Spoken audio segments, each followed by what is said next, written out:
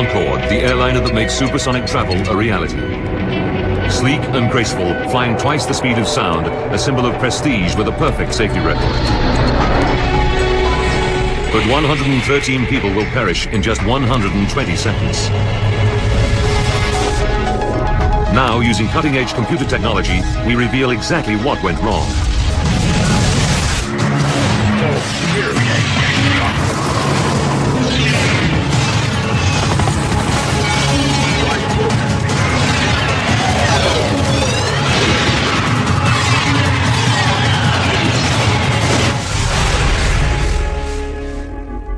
Europe, France, Paris. July 25, 2000. Charles de Gaulle Airport. 12:30 in the afternoon.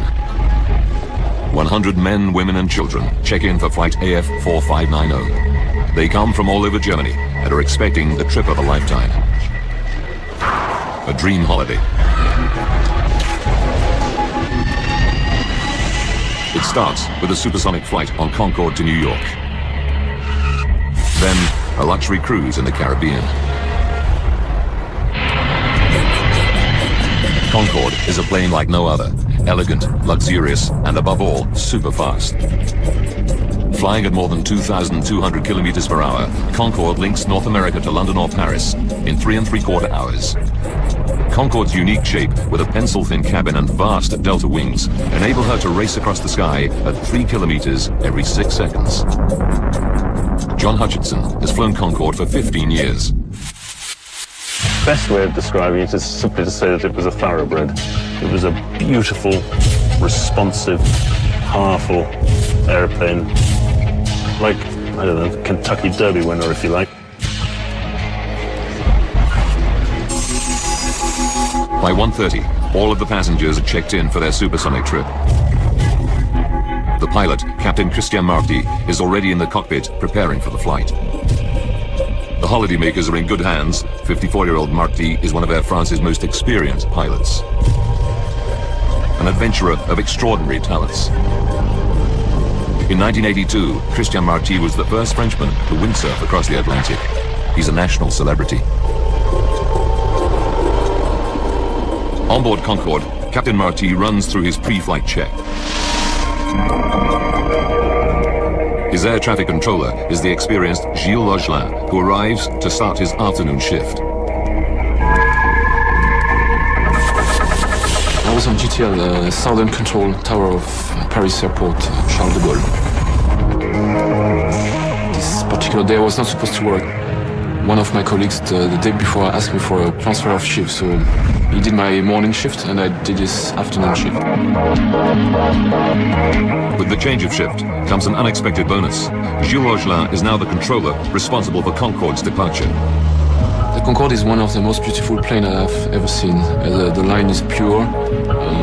I really like to watch this plane landing, taking off. During his pre-flight check, Captain Marty learns that engine number 2 has a technical fault. A small part needs replacing. It isn't serious, but with Concorde, safety is always paramount. After 40,000 flights and 900,000 flying hours, there's never been a fatality. The repair delays Concorde's departure by 1 hour. 3:54. The passengers start to board. Among them are the Eich family, Christian and Andrea, and their 2 young children, Maximilian and Katerina. Klaus and Margaret Frenson are both school teachers who've saved for the trip for 20 years. Ordinary families off on an extraordinary adventure. At 4:35 in the afternoon, Concorde is ready to depart. Anticipation on board mounts as the supersonic jet taxis to the runway. In the control tower, Gilles Logelin clears Air France flight 4590 for takeoff on runway 26 right. It's 4:40 in the afternoon. So far, for passengers and crew, everything is normal.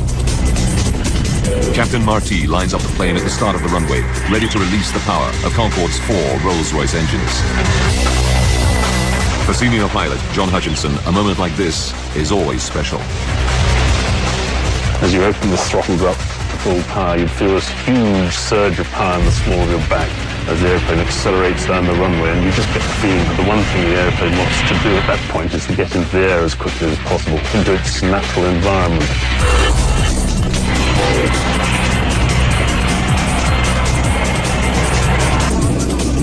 In the control tower, Gilles Logelin monitors the takeoff. I was watching the Concorde, gaining power on the runway because it was so nice to see that. It's a very heavy plane, so you know the beginning is quite slow and then you gain the speed. Concorde accelerates down the 4,000-meter runway. It passes through 320 kilometers per hour. Using computer graphics, we recreate what happens next. For Gilles Logelin, it's a moment of sheer horror. Suddenly, I saw a flame just behind the body of the aircraft.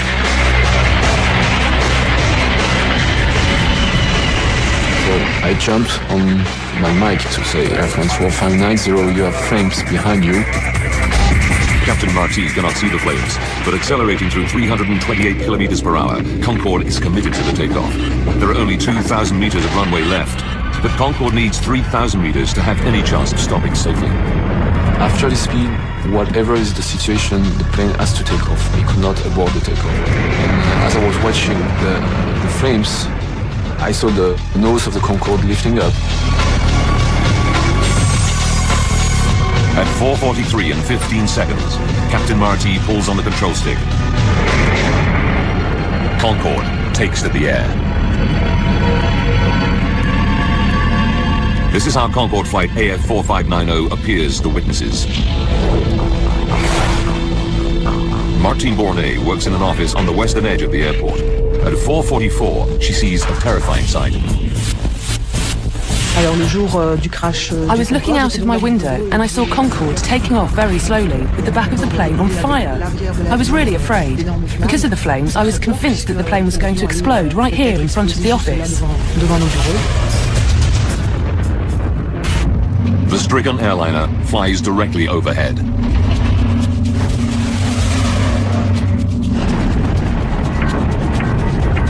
Close by where Martine works, courier Emmanuel Vermignon is driving his van past the end of the runway. When Concorde went over, I had the window open and I was wearing a polo shirt. And I can tell you that the heat the plane was belching out melted parts of my shirt and gave me little blisters. I could really feel the heat on the ground. While Captain Marty struggles with the controls to gain altitude, out of his vision, flames engulf the left wing. The sickening sight is caught on camera by the wife of a truck driver. It is the only video footage ever captured showing Concorde on fire. It'll prove to be a vital link in the investigation.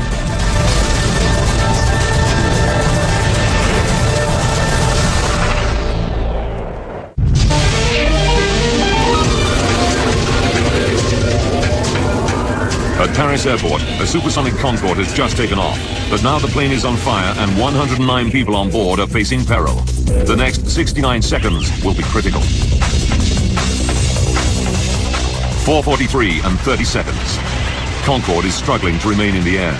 It's only 30 meters off the ground and the triple plane is on a collision course. The town of Gonesse and its 25,000 people lie directly in its path. Driving towards the petrol station she owns in Gonesse is Christine Turpin. I was returning home when I saw a plane. It was Concorde, with fire coming out of the back of it. I slowed down, and I saw the plane in flames. Captain Marty is running out of options. Concorde's left wing is disintegrating. Businessman Patrick Tess is directly in the plane's path. I was in my office talking to an agency. The window faces the runway, and I was interrupted by an incredible noise. It was Concorde. It was on fire, and it was listing violently.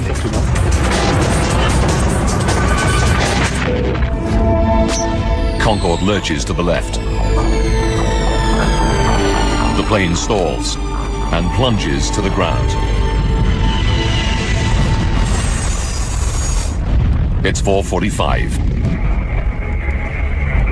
It's the moment every air traffic controller dreads. Gilles Logelin reaches for his mic. I've called the Air France and I said, Air France 4590, do you hear me? Air France 4590, me recevez-vous? I said it twice. Air France 4590, me recevez-vous? There was no answer.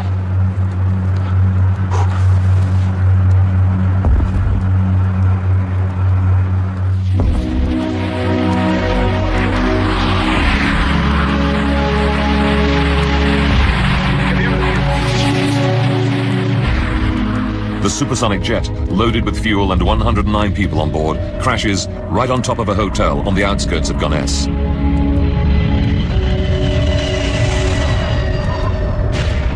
A terrifying fireball tears through the building. British teacher Alice Brooking has just checked into a first-floor room. So I went straight for the door of the room that I was in. Saw all the flames, so there was no way out via the stairs. I leapt across the room, leapt across the bed to the window. Saw, luckily, that the receptionist was already down in the car park underneath me, and he just said, you have to jump. At the same time, Christine Turpin also witnesses the explosion and fears the worst. It fell, and from where I was, I thought it had landed on the gas station. And I thought because my daughter and the girl who works for me were there, that they were all dead. As Christine Turpin drives in, a passenger armrest falls onto the petrol station.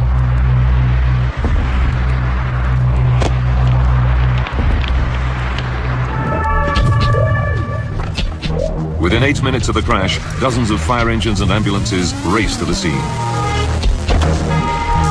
An appalling tragedy, not just for those on Concorde, but for those in the hotel. Regional Fire Chief Colonel Fabrice Chauvin leads the rescue. Whilst driving, there were many things going through my mind. The important thing for me was to divide the operation into two separate parts. One, the aircraft crash, extinguishing the fire and the rescue of any survivors. And two, organising treatment for the wounded before they're evacuated to hospital. The intensity of the fire is so great that it'll take 3 hours to bring it under control. As these TV news images show, the charred remains of the airliner and the hotel are unrecognizable. The rescue attempts are futile.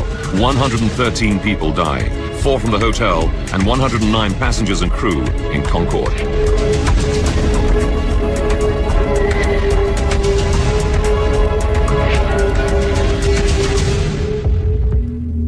Three generations of the Ike family are wiped out. The children's grandparents had wanted to treat the family to a holiday of a lifetime and had booked the Concorde flight. School teachers Klaus and Margaret Frenson had saved for 20 years to fly on Concorde. Rescuers begin the gruesome task of pulling the bodies from the crash site.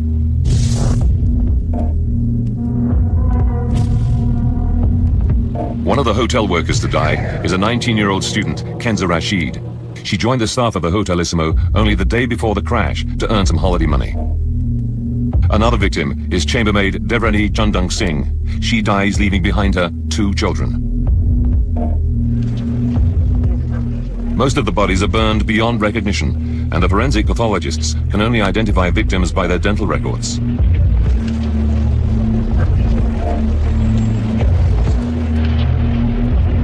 It's a harrowing time for the victims' relatives, like Georg Meyer. One of the more difficult things was the identification of my father and his partner. One has to say, nothing much remains of the passengers after an air crash. That was difficult. Georg will have to wait 2 weeks before pathologists identify the remains of his father. That's how long we had to wait. You can imagine that that's not exactly easy, day after day.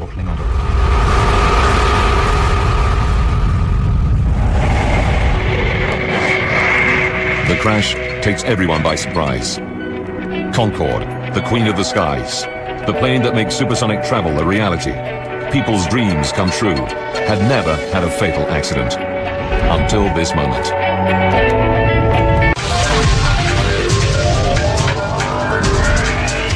Now, by rewinding the events of that fateful day, and by going deep into the investigation, we can reveal what really happened. Cutting-edge computer simulation will take us where no camera can go, into the heart of the disaster zone.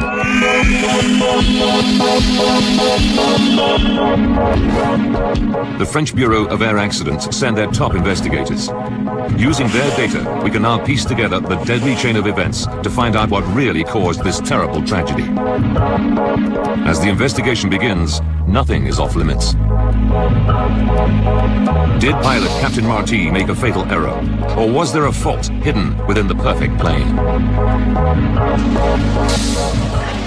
Investigators make routine checks of the passenger and luggage lists. Immediately, they find something suspicious. 19 pieces of luggage that, according to the loading report, should not have been on the plane. They don't belong to the passengers on flight AF4590. Could a terrorist have smuggled a bomb onto the plane? It wouldn't be the first time. 270 people died in 1988 when terrorists planted a bomb in the luggage that destroyed a Pan Am 747 in the infamous Lockerbie incident. At Gonesse, investigators divide the Concorde crash site into a grid in order to make a meticulous search. They photograph and tag everything found in each section. It's a painstaking process, which takes 4 weeks. Then, every bit of wreckage is taken away for identification and analysis. 3 hangars at Le Bourget, another Paris airport, become their final resting place. This pile of debris is all that remains of the hotel. Such is the intensity of the crash and fire that a 40-room building is reduced to little more than a pile of rubble. And this is what remains of Concorde. One of the world's finest examples of modern engineering is now just a tangled heap of charred rubber, aluminium, melted plastic, and fractured hydraulics. The French investigators separate and identify every fragment. Among these burned remains lie the crucial clues to the cause of Concorde's crash.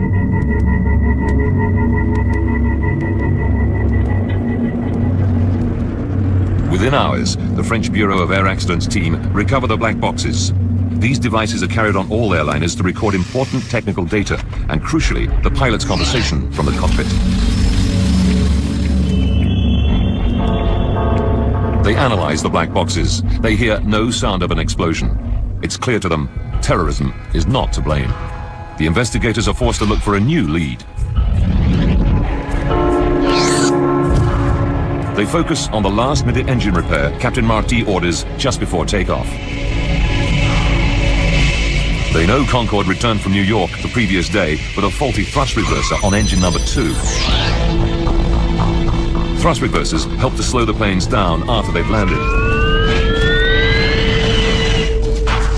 Investigators analyze the flight data recorder closely, but find no evidence that a faulty thrust reverser could cause the accident. The pressure to find an answer increases. Until they do, the French authorities ground all Air France Concorde flights. The spotlight is now only 120 seconds from the start of Concorde's final takeoff. Captain John Hutchinson has flown hundreds of Concorde takeoffs. Once you've lined up on the runway, the captain will then punch on the stopwatch and open the throttles fully. The captain's job is to keep straight down the runway. The co-pilot's job is to do the speed calls. And the flight engineer is sitting there and he's monitoring all the instruments. In particular, this bank of instruments here, which are the engine instruments. Data from the black boxes makes it clear that everything is normal until Concorde reaches 323 kilometers per hour. Concorde is now only 79 seconds from disaster.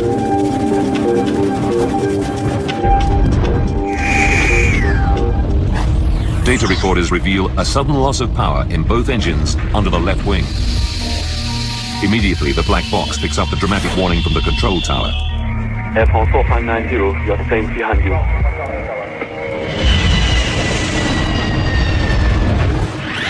Despite the warning, pilot Christian Marty has passed the point of no return. There's not enough tarmac to stop safely. He has to take off. He pulled back on the control column to rotate the airplane up to its nose-up angle of 12.9 degrees. And he was having problems with the left-hand engines, not producing the power they should have. And he would have been working very hard, trying to control the airplane, trying to get speed. But of course he was being overwhelmed by these problems on the left-hand engines. The engines become the new focus of the investigation. Why did they lose power at such a critical time? Just 2 minutes into its journey, Air France Concorde flight AF4590 crashes, killing 113 people. A devastating blow to the world's first supersonic airliner. Using advanced computer graphics based on the official report, we go deep into the investigation to unravel the deadly chain of events. Investigators know the two left engines lose power as Concorde passes 323 kilometers per hour on the runway. But why?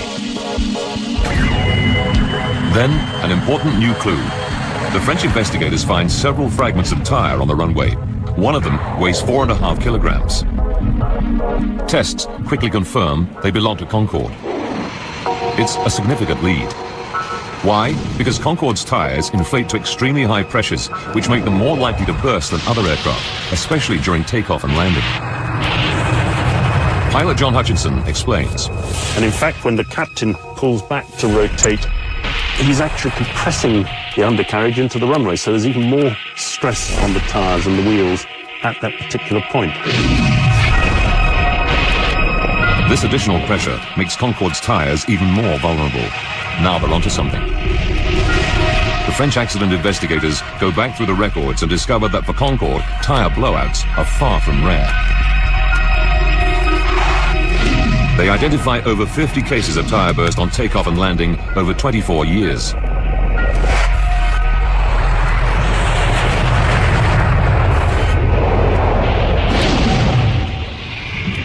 One of the worst incidents involved another Air France Concorde, this time at Washington's Dulles Airport in 1979. Bill Lightfoot was a passenger on Concorde that day. I could see a big ragged hole in the wing with like pieces of aluminum or metallic alloy and a lot of liquid pouring out of that of the hole that had been ripped in the wing. The official report into this accident found that the tyre burst during taxiing. Then the exposed metal wheel got very hot and exploded just before takeoff.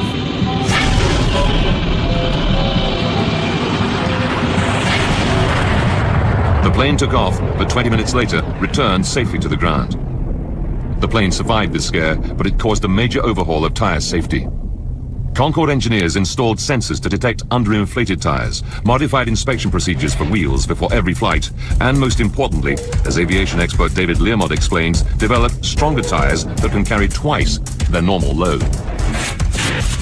The requirement was that in test flights, you should be able to have a complete tyre blowout during the takeoff run, and that you should be able to complete the takeoff with no tyres left. And that is what the wheels subsequently were, and never again did a wheel fail. That is, until 18 years later in Paris, when something goes very wrong. Despite all the safety measures, one of Concorde's tyres explodes in fragments. Investigators dig deeper. They re-examine all the debris found on the runway and then make the most important discovery of the investigation. This 43-centimeter mystery strip of metal. When you match the 43-centimeter strip of metal to the damage on Concorde's tyre, it's a perfect fit. Suddenly, the whole inquiry now depends on the source of this metal. Where did it come from?